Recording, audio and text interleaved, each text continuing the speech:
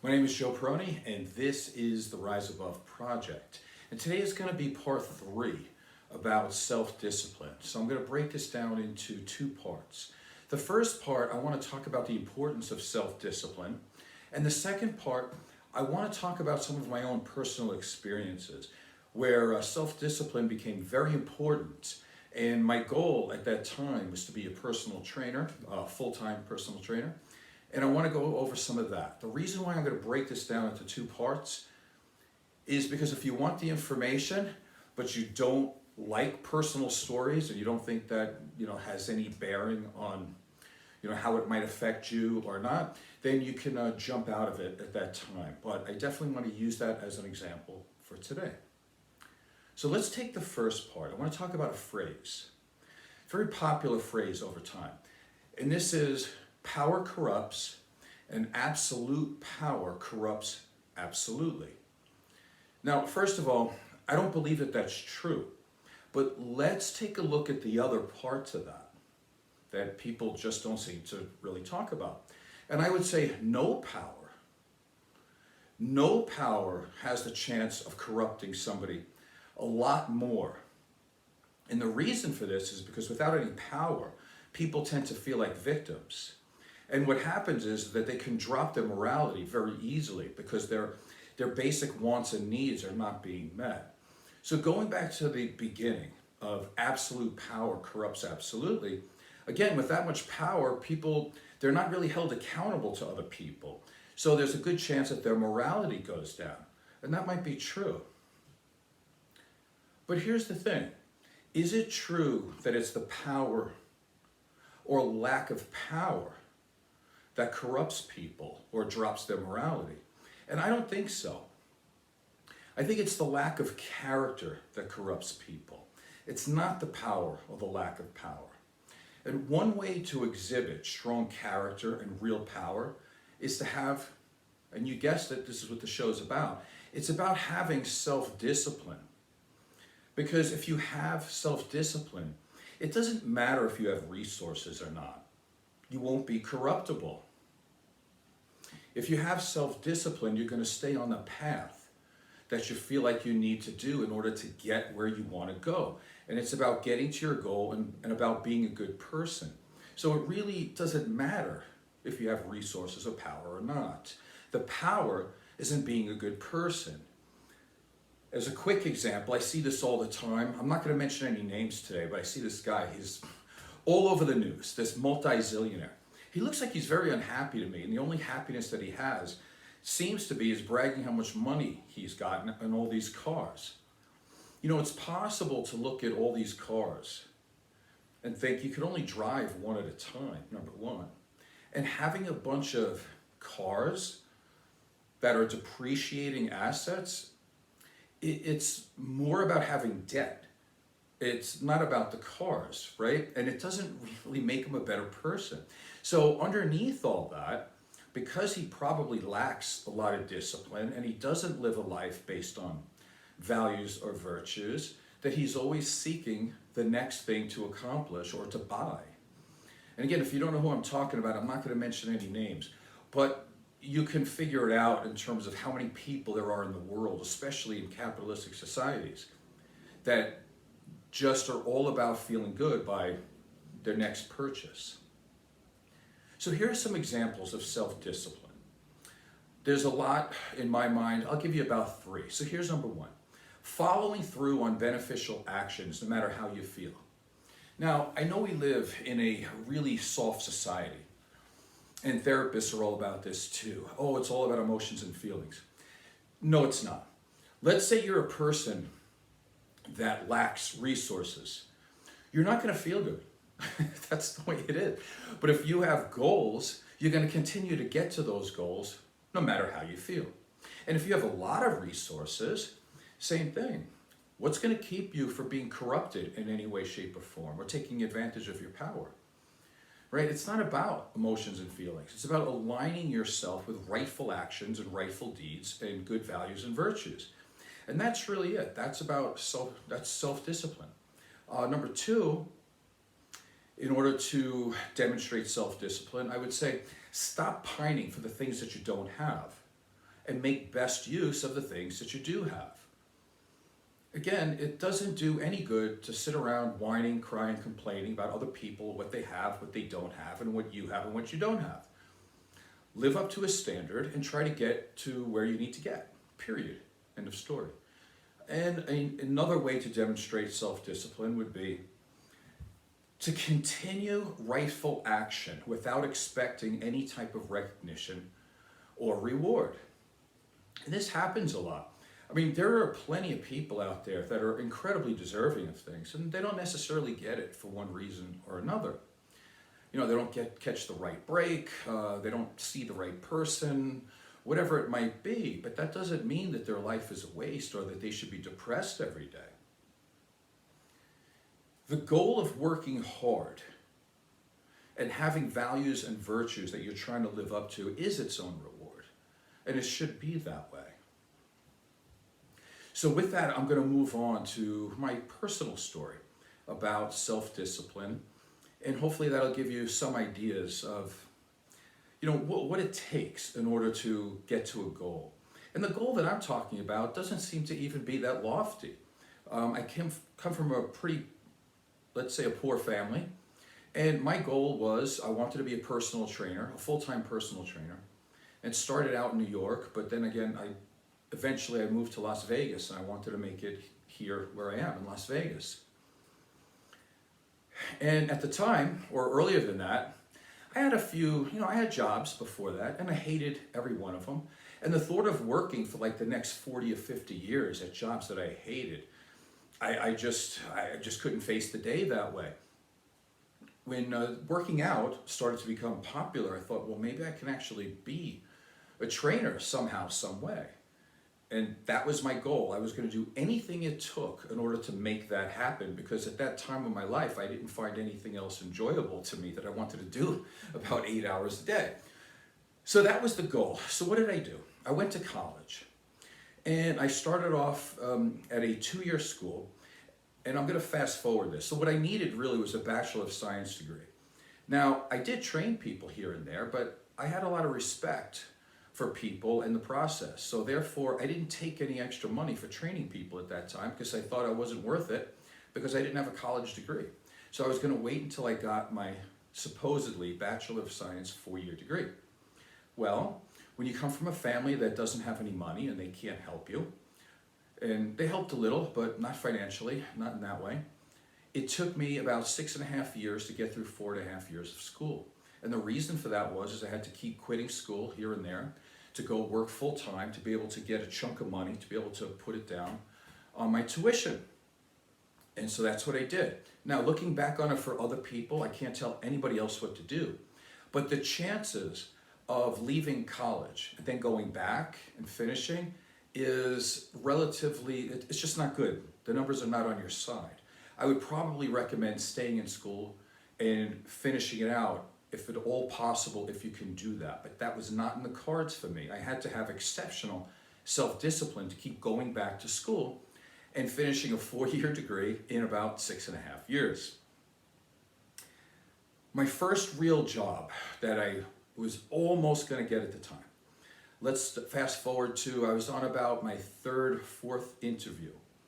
And at this time, my sister had already moved to Las Vegas. My mother was on her way to Las Vegas, so I needed to get a job to support myself. And I went into Manhattan, and they finally said that they were going to hire me. Unfortunately, they said that they had a part-time job in the morning, 6 a.m. to 10 a.m., and in the afternoon, they had a 4 p.m. to an 8 p.m. shift. They wanted to know which one I wanted. I needed a full-time job. So I told them that I would take both, and they hired me. So my lifestyle at that point, and I was as happy can be, because I'm going to be a personal trainer, I'm going to be in New York City, I'm going to be training famous people, which is what did happen. I have great stories to tell about that. That'll be, I don't know, another time. But here's my day. I used to wake up about 3:30 in the morning, get ready to go. I had to drive to the train station in Baldwin, Long Island. I had to take the 411 train, into Manhattan, the World Financial District, World Trade Center. By the time I got into work and started, it was 6 a.m. I worked until 10. I didn't have enough money to come home and then go back later on. So I had to stay there, and I worked with orthopedic surgeons and physical therapists throughout the day. And I waited until 4 p.m. So then I worked from 4 p.m. to 8 p.m. Now, from my work at the World Trade Center and leaving there to come home door to door was about another, at least an hour and a half. So you're looking at, I didn't get home somewhere between 9:30 to 10. Keeping in mind I had to be up at 3:30. And I did this 5 days a week. What happened was, of course, I was paying $650 a month rent for the back of somebody's house. It was like one room.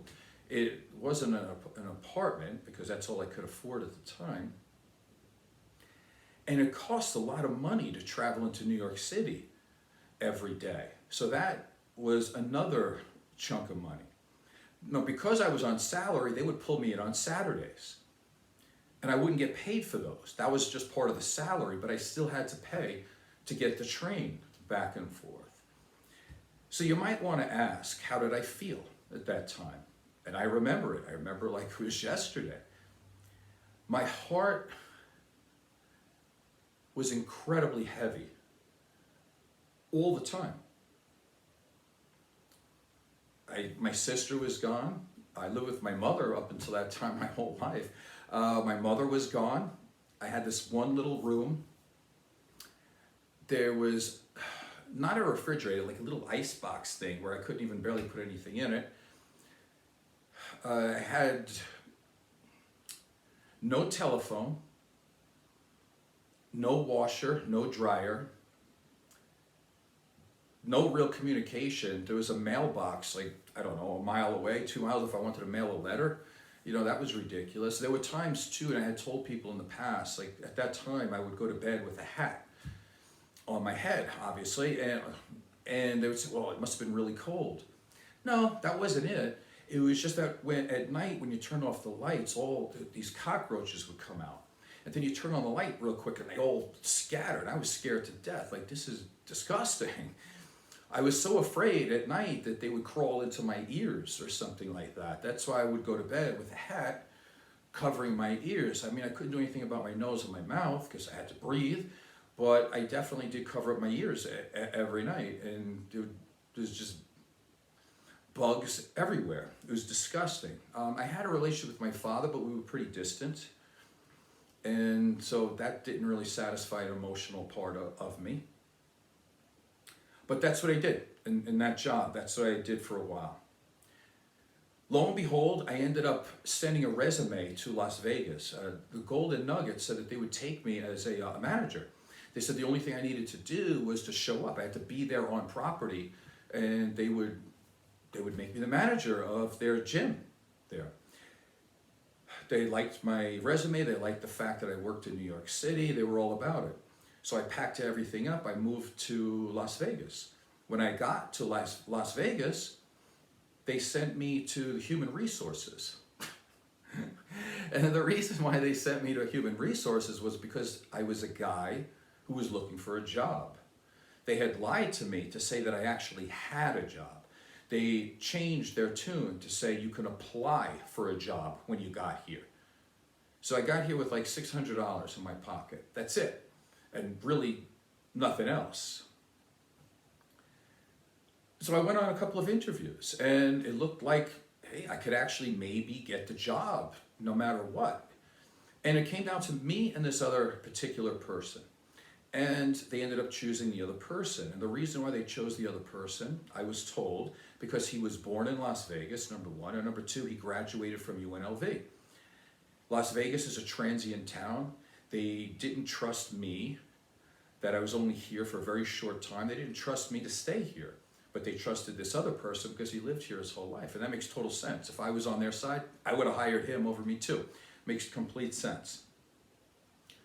But now I'm stuck, and now I don't have a job here.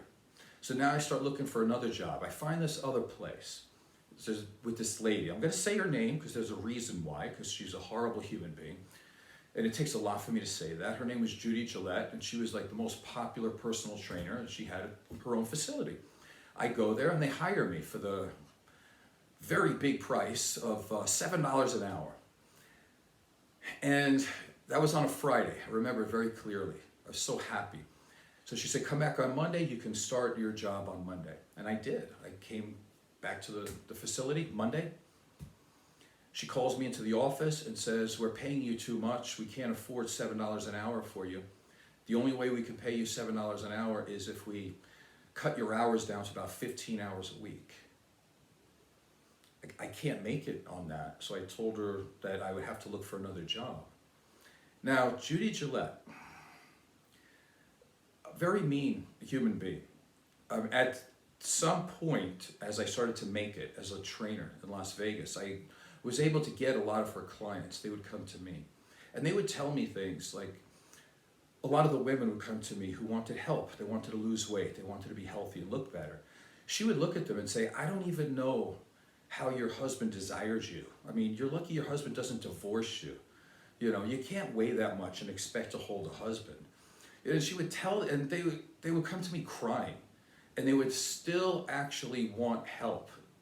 I mean, that wasn't enough to scare them away from trainers. And it was really interesting because the time that I spent with her, when I told her I wanted to look for a different job, she said, this is personal training. You have to get very close to your clients in terms of proximity. She said, I don't know how you can really be a good personal trainer. Your teeth, they're so ugly, they're going to turn people off. Nobody's going to want to train with you.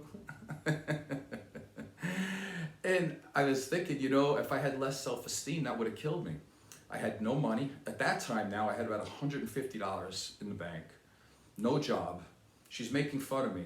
I took 6.5 years to go to college to be able to get a job like this, and she's saying I'm not good enough in a small town, and that I was ugly. And I had already been a male model for a bunch of years, and I had been in Playgirl twice. And she still said, this is why I would tell you, you need to have self-discipline. You need to care about yourself. You need to believe in yourself, and you need to move forward. And you can't go by your feelings and emotions. If you feel like you're good enough and you feel like you deserve it, you have to keep pushing. Because other people in the world are so willing to jump on your back. They're so willing to hurt you. They're so willing to drag you down. That don't be one of them. You have to be at least the one person who stands up for yourself. So I left. She went out of business, by the way. Thank God. Because there were people like me that were coming into town that were actual real trainers who cared about people. And she ended up losing all her clientele, which is a really good thing. So I went over to the Sporting House, and I got hired at the Sporting House for the incredibly high amount of $5 an hour. But I was able to work from 5 a.m. to 1 p.m. But still, I wanted more. That wasn't enough money. And so I got another job at between 4 p.m. and midnight at the Holiday Casino. I was a greeter. And I'd have to say to everybody, welcome to the Holiday Casino. And I was dressed up like Rhett Butler. So I was working about 16 hours a day with about a 3-hour break in between. So that's 19 hours. By the time you get drive time, you look at about 21 hours. I go home and I get 3 hours of sleep. If you include taking a shower and all that and eating, then I would go back to work, and that's what I would do. Again, is that self-discipline? Yeah, I would say so. You're seeing it again today. Well, one of the shows that I put out is that you're seeing so many people having a difficult time making it, young people.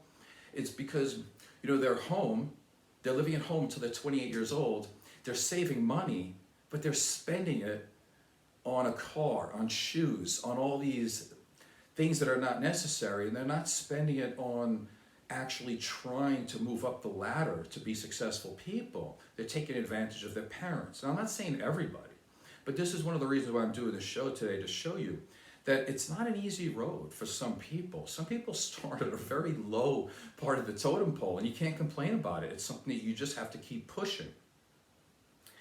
So that's what was happening at the Sporting House. They allowed me, with my $5 an hour, I could punch out every now and then, if I was able to get a personal training client. And then I was allowed to charge $25 an hour, not a penny more, because they set the limit. Well, lucky me. I ran into a lot of great people that I'm not going to name names right now. I don't know because I haven't talked to them about it. Some of them are dead though too, but they were very very helpful to me. And I started doing some personal training. I would punch out, and I got popular enough to where every day that went by, I was punching out somewhere between 5 to 7 hours each day. And then, of course, they called me into the office and they said, "Listen, we have good news and we have bad news. The bad news is that you're fired." I was like, "Hold it, what? I'm the most popular trainer in here. I'm doing everything you want me to do. And I'm super popular. You're firing me?" They said, "Yes." Well, what could possibly be the good news? Well, the good news is that we love that you're popular. We want to make money off of you. We have no need to pay you. You're going to pay us. So take all your clients that you're doing, expand it even more, and we want 25% of your cut. Now, to my knowledge, at that time, because there were some trainers in Las Vegas, but they were all training people for free. There was no rents. They were charging people, but nobody thought to charge people rent.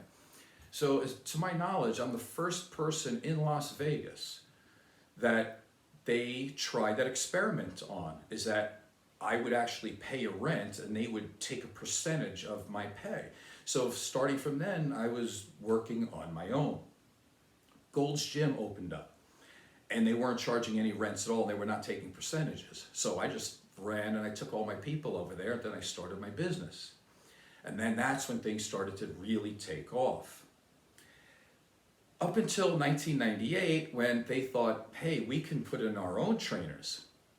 So they kicked out all the trainers. So luckily I saved some money. So again, self-discipline. I didn't want to give up that job. So I opened up my own gym with a couple of partners. And for the next 3 years, we ran our own place until Gold's Gym understood that they needed the outside trainers because they were still coming to us. Because I ended up taking all the clients that needed personal trainers. Most of the trainers, the clients from Gold's Gym would come to my small gym. And they realized that even though we had a very small facility, that I could dent the profits of a big, massive corporation like Gold's. So they decided to open up again. And so then I ended up going back to Gold's. Let me explain some things here, though, too, about self-discipline. Is that some people just say that they're rich based on whatever they think is rich, having a lot of money. My version of being rich is to be able to live comfortably enough, but still below your means. So I would take the most amount of money I thought I was making in a week, and then the lowest amount, and then I would live below the lowest amount. And it makes you feel rich. Here are some of the other things through self-discipline of what I did during those years between 1990 and 1998. Say between 92 to 95, I only drank tap water. Now, I had it figured out that would save about $3 a day, which would mean about somewhere between $90 to $100 a month. Over a year, that would be about $1,200 of savings. Over 3 years, $3,600 of cash that I could put into a separate account. Now, during the winter months, I didn't use anything to heat up the apartment. I would just use an extra blanket, an extra t-shirt, or a hoodie. That's it. I lived under much worse circumstances. I didn't have to deal with any cockroaches and bugs. So it was great. Plus I had a washer and dryer in my apartment. So I was living on Easy Street. So I saved a bunch of money there. I like to read a lot. So for about 3 years, I didn't use any cable. So that's saving somewhere between $30 to $50 a month. So just turning around without doing much, you turn around and there's like thousands and thousands of dollars that you can put away into savings. It's part of self-discipline. The other thing I would do is if I had 10 clients and I had one client that was paying me, say, for a full year, I would take that person's money and I would not even look at it. I would just take it and deposit that right into a separate account and make believe it wasn't there. And then I would hold on to that client for about, like I said, about 8 years. You turn around and you got all that extra money on top of that. Is that self-discipline? Absolutely. That's why it's extremely important to have self-discipline and to keep your morals. Some other ideas in there around, I want to say the year 2000. So again, I started in August of 1990 in Las Vegas. In the year 2000, I finally decided to take an official day off on a Sunday. In other words, sometimes I would have a day off here and there, things would happen. A lot of times they were unplanned or I would do something. But for 10 years straight, you're looking at, say, 365 days a year. For 10 years, that's 3,650 days that I worked with no day off. So when I hear somebody going, oh my God, I worked 6 days this week. Shut up. You don't know a thing about self-discipline. I put in 3,650 days with no planned days off. Let me give an example of something. There was a Monday night, and I got tickets to go see the San Francisco 49ers play the New Orleans Saints in San Francisco on a Monday night. I finished my work, and I flew to San Francisco. There was such a huge crowd getting out of there that I missed my plane. I couldn't get back. There were no more planes to come back to Las Vegas. And back then, there were no cell phones. I had a client at 5 o'clock in the morning. I couldn't call them to tell them I couldn't make it. Self-discipline, morality, virtues, values. I wasn't going to hang this person up at 5 o'clock in the morning and have them waiting and not know where I was. So I rented a car and I drove back. Well, actually, I was in San Francisco. I flew to LA is what I did because that's as close as I could get. I flew to LA, rented a car in LA, and then I drove back from Los Angeles to Las Vegas. And I got into the parking lot about 4:30 in the morning and I trained them at 5. Now think about how much extra money it cost me to train one client, because I would rather lose money myself because I didn't want to suffer the indignity of telling somebody that I couldn't fulfill my responsibilities. Self-discipline? Absolutely. I could probably talk about this all day. There's a million things that I would have had to have done. And we're just talking about personal training here. There's a million other things during this. During this time, I was also competing in bodybuilding shows. I had a family also. So let's just go over this really quick. Again, self-discipline is probably, if it's not one of the most, it is probably the most important attribute you're going to need to be a successful person in life. And you need to work on it. And the way you work on it is to be able to care so much about what you're doing. And you want to live up to certain values and virtues, that anything less than that will hurt you more than if you don't do it. And that's what I've followed. So hopefully some of this has been valuable to you. And let me see if I can get this out.